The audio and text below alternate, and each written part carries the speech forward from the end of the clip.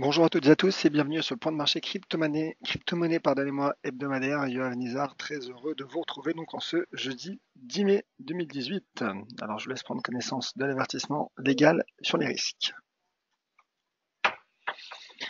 Le trading avec effet levier amplifie toujours les gains et les pertes. Un compte risque limité présente un risque de perte du capital investi. L'investissement sur compte titre présente un risque de perte en capital. IG fournit exclusivement un service d'exécution d'ordre. Cette présentation est donnée à titre indicatif et ne saurait être considérée comme un conseil ou une recommandation.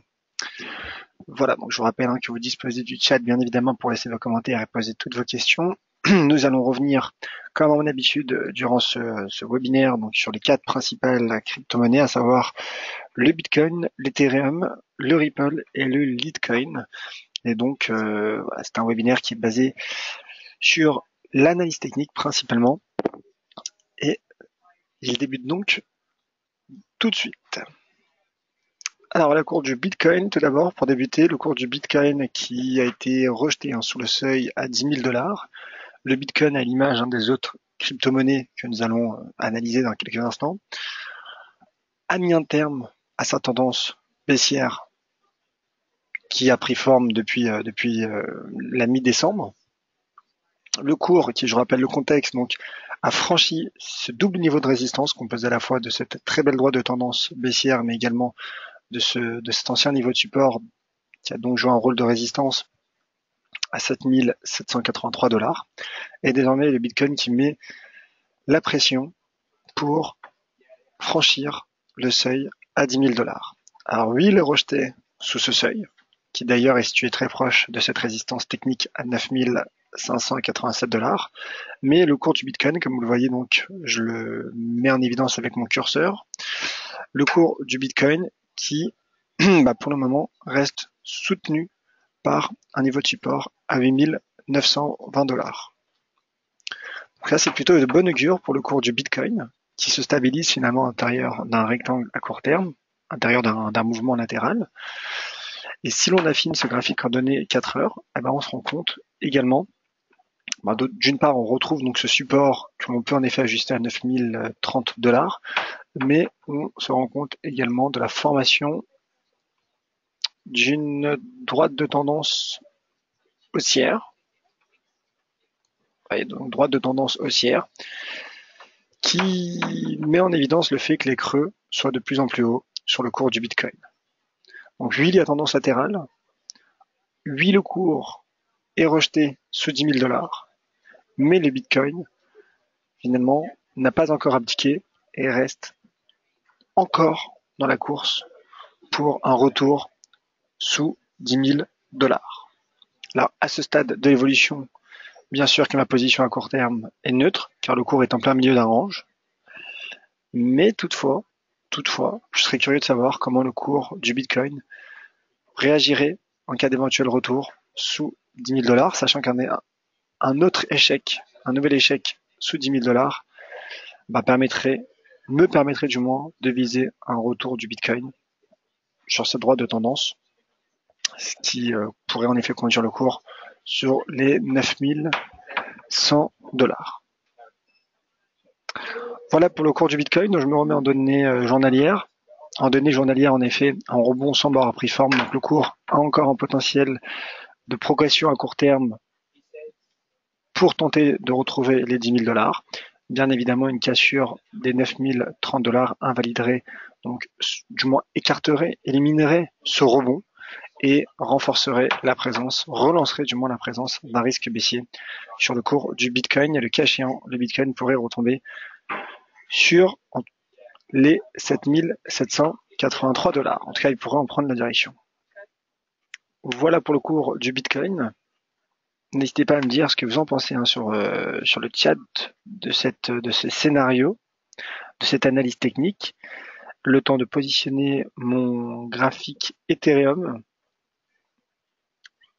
L'Ethereum qui est bien sûr corrélé. On va le voir qui est corrélé au cours du Bitcoin. Voici donc le graphique. Alors plusieurs choses à dire sur l'Ethereum.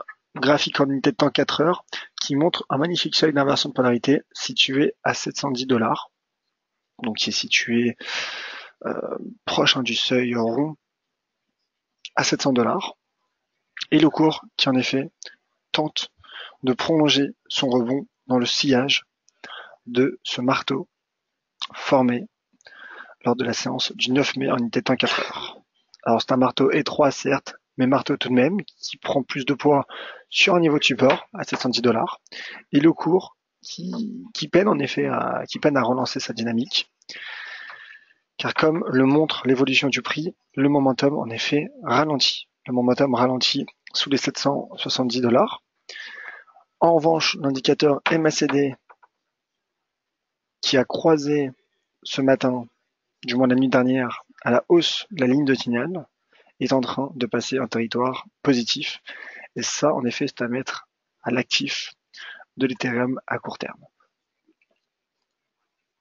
Je me positionne en données journalières. En données journalières, une configuration intéressante, car cette bougie que je vous propose, donc que je mets en évidence avec cette flèche verte, correspond à un doji. Doji qui est une figure d'indécision, donc qui signifie un arrêt du mouvement en cours. Et en effet, le doji, qui d'ailleurs était déjà apparu vendredi dernier, avait abouti sur un repli technique de l'Ethereum. Là, je me dis en effet que suite à ce doji, l'Ethereum pourrait rebondir et repartir en direction des 800 $. À l'image du Bitcoin, finalement, il y a un rebond qui prend forme, un rebond qui, pour l'heure, ne permet pas encore de franchir des résistances, mais l'Ethereum ne casse pas non plus ses niveaux de support, comme les Bitcoins d'ailleurs, d'où la corrélation entre ces deux crypto-devises. Et donc, en effet, le cours qui finalement conserve des motifs d'espoir, de rebond à court terme. Alors, en même temps que je vous parle, je vais simplement vous montrer ce niveau de support très intéressant, qui soutient en effet le cours de l'Ethereum, niveau de support que je positionne tout de suite. Donc voici le point de départ. Vous voyez un niveau de support donc que l'on retrouve finalement à 700 $, 695.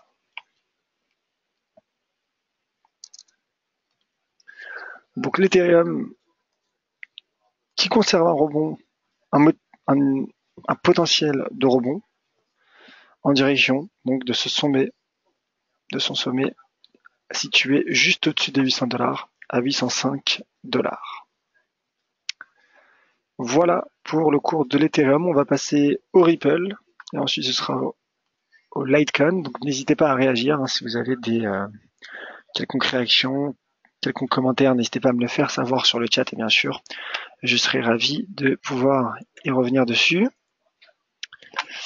Alors le Ripple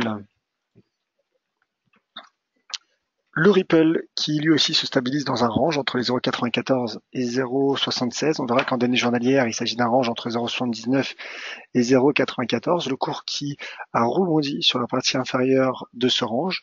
Donc là, en effet, lorsque nous avons un trading range, il y a une stratégie spécifique à mettre en place du point de vue de l'analyse technique, du point de vue théorique bien sûr de l'analyse technique, qui consiste donc tout simplement à dégager des stratégies d'aller-retour. Une stratégie d'aller-retour, donc c'est-à-dire stratégie haussière sur support et baissière sous résistance. Donc comme on voit sur ces dernières séances, le cours qui après avoir rebondi sur son support, en l'occurrence à 0,76 $, a un potentiel pour poursuivre sa remontée et atteindre donc la partie supérieure de ce range qui est situé à 0,94 $.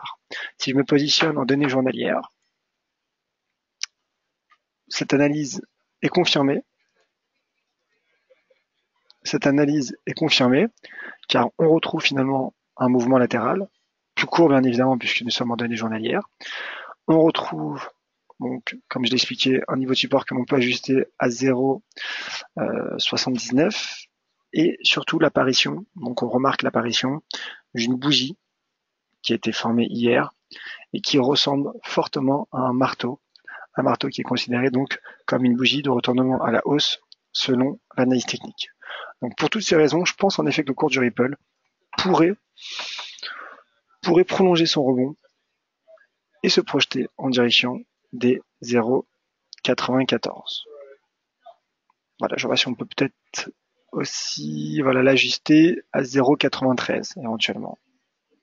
0,93 qui est donc ma cible swing trading sur le cours du Ripple pour toutes ces raisons donc évoquées et basées sur l'analyse technique.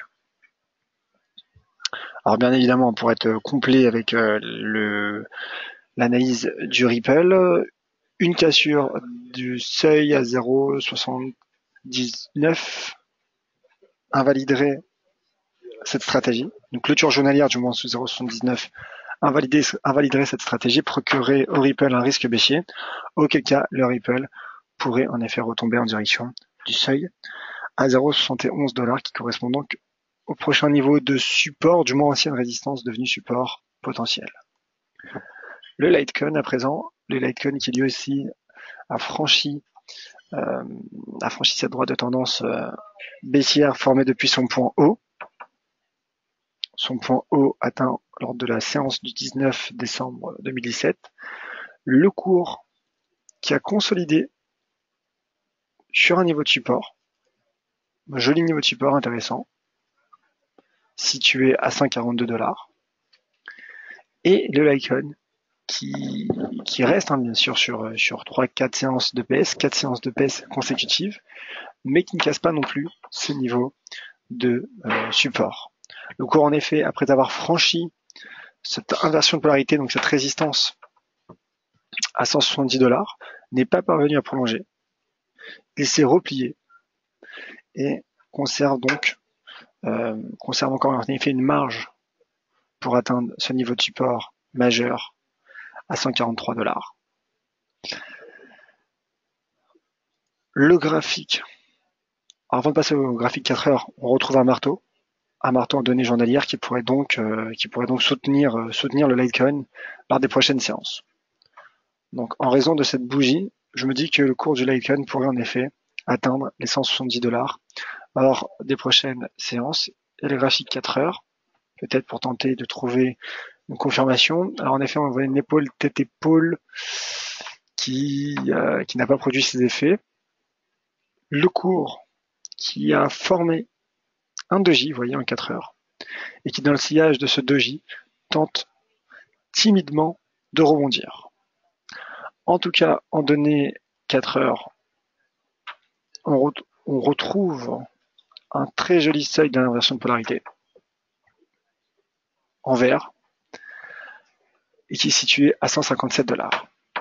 Donc finalement, un rebond sur ce support serait cohérent du point de vue de l'analyse technique, et auquel cas, en effet, le cours pourrait de nouveau se projeter vers les 170 $, qui me paraît le scénario le plus probable selon cette analyse technique, selon mon analyse technique du moins, puisque d'une part donc le cours est soutenu par un niveau de support et d'autre part a formé un doji en données journalières sur ce niveau de support. Voilà donc pour cette évolution, cette analyse du cours des principales crypto-monnaies, les crypto-monnaies qui conservent donc un potentiel de hausse. Voilà, donc avant de vous quitter, je vous rappelle simplement que demain nous retrouverons à 10h30 pour mon point de marché régulier, point de marché bourse et forex, 10h30 donc comme chaque vendredi. Mardi, jeudi, mon point de marché est à retrouver à 14h30. Et pour les crypto-monnaies, donc le prochain point aura lieu lundi avec Valentin Enfant. Ce sera à 13h. Pour plus d'informations, n'hésitez pas à aller sur le site dailyfix.fr. Et bien sûr, je vous invite également à suivre mes analyses sur Twitter, @yoavnizar. Merci à toutes et à tous. Bonne soirée et soyez prudents sur ce marché volatile des crypto-monnaies.